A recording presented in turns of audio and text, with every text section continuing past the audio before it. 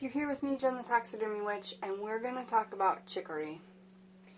Chicory rhymes with hickory. Chicory dickory dock, the mouse and the clock. This is chicory. This is what I've gotten from the bulk bins chicory. And we're going to learn all about it. There's loads to say, and I'm going to try not to talk too fast.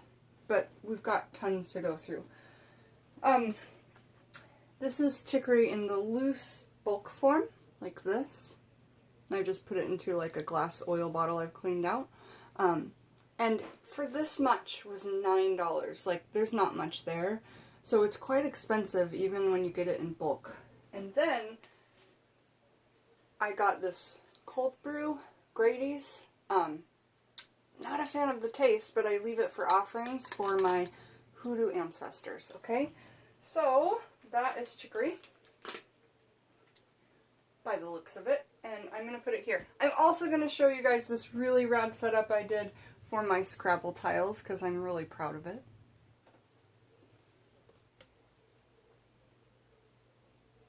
Can you read that? So, I'm excited about that Scrabble tile stuff, as you know. So let's sit down and read, because we've got so much to say. Alright. To me, books are magical tools, so I cleanse myself from what I was doing before I get into my books. It makes me feel like the whole process is just very clean, and I'm respectful of my books in that way. You can do it however you like, but if you're wondering why I do all that, that is why. So let's get a little bit more here. We're going to first start reading out of Encyclopedia of Magical Herbs by Scott Cunningham. We talked about the fact that in these books you can find chicory in offerings, in hoodoo offerings, and I did only find it in one place in this book particular. It talks about chicory in the Old Style Conjure by Starkasauce on page, well, I did have. Anyway, chicory as a hoodoo offering is excellent for your ancestors, and then when you leave offerings, you want to make sure that you're not sleeping in the same room as that, because your head's not protected when you sleep and things can jump onto you. That's some advice that was given to me by a YouTube witch that I adore, Primitive Roots, and not everybody likes her, but I love her, and I take what she has to say to heart, because the times that I did have my offerings in my room, I wasn't sleeping well, and things weren't going perfect in life, so that's got to add up to something. Chicory, let's see, the folk names are Succory, Wild Cherry, Wild Succory. Gender, masculine, planet the sun, element air. Powers, moving obstacles, invisibility, favors, and frugality. Magical uses. Chicory is used to remove all obstacles that might crop up in your life. It is carried for this purpose. At one time it was thought to make its possessor invisible and to open locked boxes and doors if held against the locks. I do need my glasses.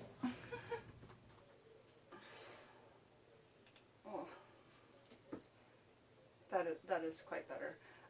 Okay, so held against the locks. But for these last two purposes, chicory has been gathered with a gold knife in perfect silence at noon or midnight on midsummer. If you anoint your body with chicory juice, you will obtain flavors from the great persons. It is also carried to promote frugality. Frugality is, you know, being good with money. And that is the plant. And we were reading there, Scott Cunningham. And we'll just go through. I don't know how I put them in order. Now we're on to Magical Herbalism by Scott Cunningham, talking about chicory, and we find it on 2 pages. We find it on page, in the chapter Divination, we find it in a vision incense, and it is to be burned when no props such as cards are to be used. Contacts in subconscious mind and allows that which is unknown to become known.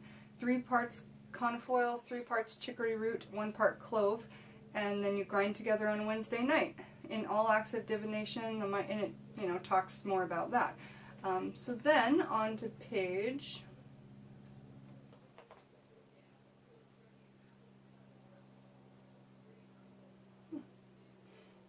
84 and 85, talking about chicory when love has died. Other herbs often carried to forget a lover are purslane, chicory, and honeysuckle. So if you need to forget a lover, there you go. That is how you want to do it. Alright guys, that is Scott Cunningham's Magical Herbalism. And now we're on to Scott Cunningham's Earth Power. I found it in the appendix under herbs, appendix 3. Recommended herbs for various magical needs are listed alphabetically below for proper heading. And under divination is chicory. Alright, Supermarket Sabbats, a book I like to look into. Now when we talk about either Wicca in the kitchen or Supermarket Sabbats, it's talking about ingesting the herb and the magical properties of when you eat it. So in this book, it goes through, and under chicory on page 310, the element is air, the planet is sun, the polarity, and that's what we get from this book, we get from no other book, is yang, Y-A-N-G. And then magical uses when ingesting it is luck, favor, and frugality. So frugality both in magic and in food magic. So talking about food magic, we'll go to Scott Cunningham's Wicca in the Kitchen. And we find it in a few places. Those places are page 134, page 223, page 26, page 322. It says page 322, but that page does not exist. Page 325 and 329. So starting off on page 134, and sometimes you guys, they have a lot of work to do when putting the indexes together in these books. They're smart people, they just are off a little bit sometimes. So I just thought I'd note that to you in case I found a discrepancy. Okay, under chicory on page 134, Chicornium inibus. And it's fun trying to get me to pronounce that because normally I don't if it's too hard. Planet the sun, element air, energies love. Again, when you ingest it, the energies are love. Most common way to ingest this is in a coffee substitute. A lot of people get off caffeine and get onto chicory, you know, or senka or something like that, or puro. But chicory is an amazing coffee substitute, and when you smell it, just loose like this, it smells like amazing coffee, and it actually smells very aphrodisiac. Like the first thing I thought of when I smelled it was, oh, that is romantic smell, you know, which means aphrodisiac. So reading that about it, it's spot on. It's spot on. And offering it to ancestors is offering your love then, right? Really beautiful. So magical uses. Many who have tasted chicory coffee have developed a fondness for it. The brew, a mixture of coffee beans and ground roasted chicory, is useful for love. Ground roasted chicory root is useful for love.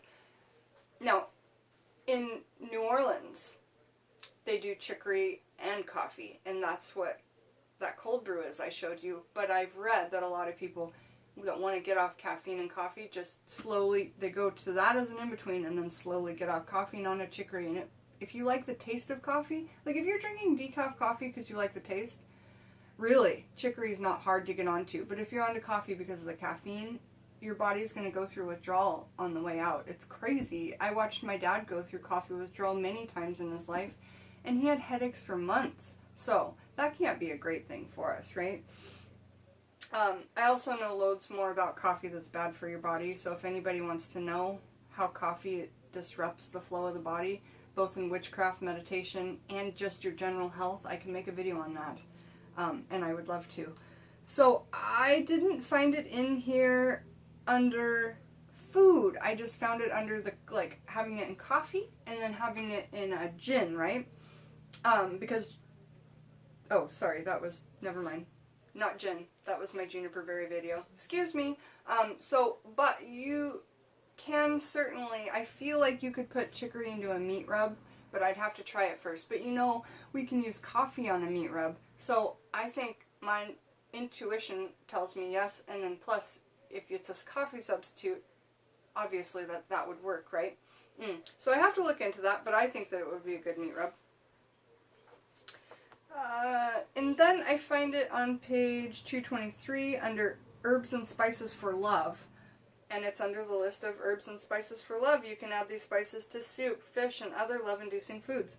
Use fresh herbs when available. Combine with other foods listed below. Yada, yada, yada. But yes, so there you go. I was just talking about using it for a rub, and now it's saying why not.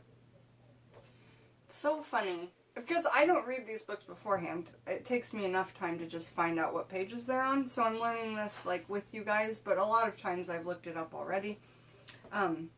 But chicory, you know, I've never fully researched it like I do here with you guys, which is really cool. Then I can look back on these videos as my own personal, you know, grimoire book of shadows, right? Yes, okay, so now we're on to page 226, and we're talking about preparing and cooking love foods. Burn a pink candle in the kitchen while preparing foods. Chop vegetables and fruits into round, flat shapes, or use a melon ball tool to create spheres. Circle and spheres are a symbol of love. Awesome. Or combine, and that makes sense because our wedding ring, or our ring, is a circle of a sphere, isn't it? And that's your symbol of love to the other. That also falls into the thing about it's also Saturn and blah, blah, blah. Oh boy. So under this, combine the foods in various ways, as in like avocado and tomato sandwiches on rye, or cinnamon toast with chicory coffee and fresh sliced strawberries. There you go. And that was the chicory bit, and now we are on to like the pages that don't exist. And I have one of my greatest YouTube friends here, Whitney, who always helps me if I can't find something in a book. So Whitney, you've helped me so many times. It says that something appears on page 322, which doesn't exist, and I looked on all the pages around it, can't find it. Let me know if you can, girl. Thank you. And so now we're on to page 329, and I can't find it there either. So again, Whitney, if you can find it, let me know, and put it in the comments, guys. Into Incense Oils and Brews by Scott Cunningham. It pops up 2 or 3 times in incense recipes. And that would smell good, right? Like the smell of coffee burning. Well, remember, the smell changes when you burn something, so it might not smell exactly like you think it would, but if it's an incense and Scott Cunningham says it's good, I trust that. So let's see, it first falls on page 65 in a divination incense that also says caution. Part 1, or 1 part clove, 1 part chicory, 1 part conifoil. Smoldering during or directly before using tarot cards, magic mirrors, quartz crystal spheres, rune stones, and so on. But be aware, this incense doesn't smell great. Oh, well, I know cloves smell great when they're burned, and I don't know about conifoil, so maybe it's the chicory. If the next one that says chicory has a caution by it, then we'll know.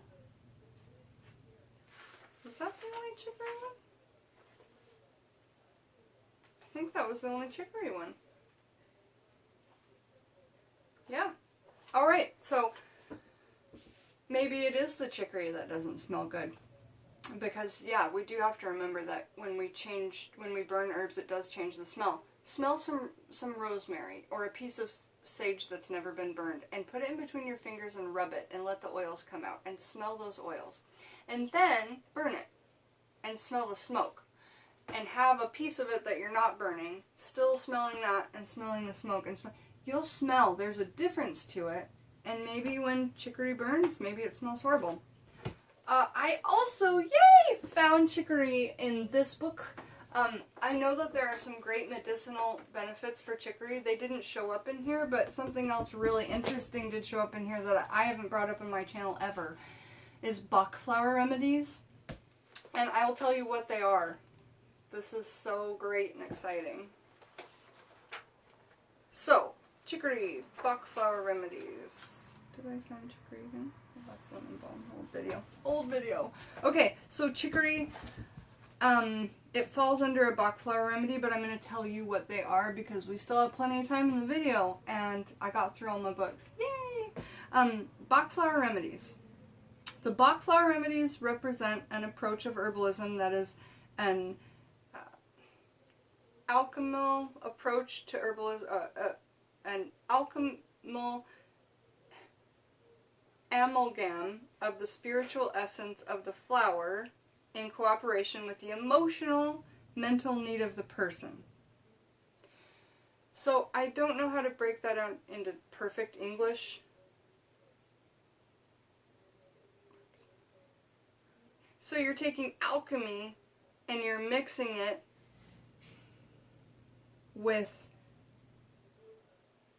the cooperation of the emotional need of the person, okay? Alchemy, flowers, emotional need of the person. That's awesome. They are not used directly for physical illness. It's a homeopathic remedy for sure. But the individual's worry, apprehension, hopelessness, fear, irritability, etc. If you have anxiety, please look into Bach flower remedies. The state of someone's physical being has a major bearing on the causation, development, and cure of any physical illness. I have to say I'm not a doctor. I'm just reading from a book of a naturopath, okay, you guys?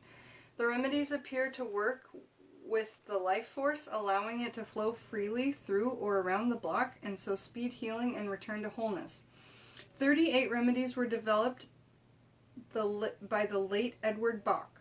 The story of how he found them is wonderful indeed, worth reading about. The contact address for any information about the remedies is, it's in England. If you guys want the address, let me know. He found 38 flowers to cover the negative states of mind from which we so often suffer, categorizing them under 7 major headings with further subdivisions. These headings are apprehension, indecision, loneliness, insufficient interest in circumstances, oversensitivity, despondency, and despair, overcare for others. What's overcare for others? Is that empathy? I don't know. Because I could use it for that. These flower remedies are ideal for self-use, and again, much more information and supplies are obtainable from the center. They are inherently benign in action and have no unpleasant reactions, so there's no contraindications to this remedy. That's amazing. And can be used by anyone. The dose is simply a few drops of the special extracts of water. I shall quote from a brief guide to remedies produced by the center to give a taste of the uses of the remedies. Now, there are what did he say? 38 flowers. I'm going to do a video right after this just on all the Bach flowers, okay? But chicory is one of them. And remember when I showed you the picture in Scotty's Magical Herb Book, and it was, see, what we're talking about here before was the chicory root. But in Bach flowers, we're just talking about the flower of the plant, okay? So it gives you all 38 remedies and what they're amazing for. So I'm going to come back and talk about that because that will make an amazing video. But in chicory in particular, over-possessive and demanding attention. Selfishness for those who are like others to conform to their standards will often make martyrs of themselves. So if any of that applies to you, a chicory Bach flower will be amazing. Okay? So I'm going to come back and do a video just on all those Bach flowers. I'm really excited about that because I come up with things while I'm talking to you guys, and it's just really beautiful. I know that a lot of you are going to be excited about this anxiety medicine that apparently anyone can use. Thank you for joining me, Jen the Taxidermy Witch, and I'm going to hold this last book up for you that I was reading from, and I will see you guys back and soon for that Bach flower remedy. Bye-bye!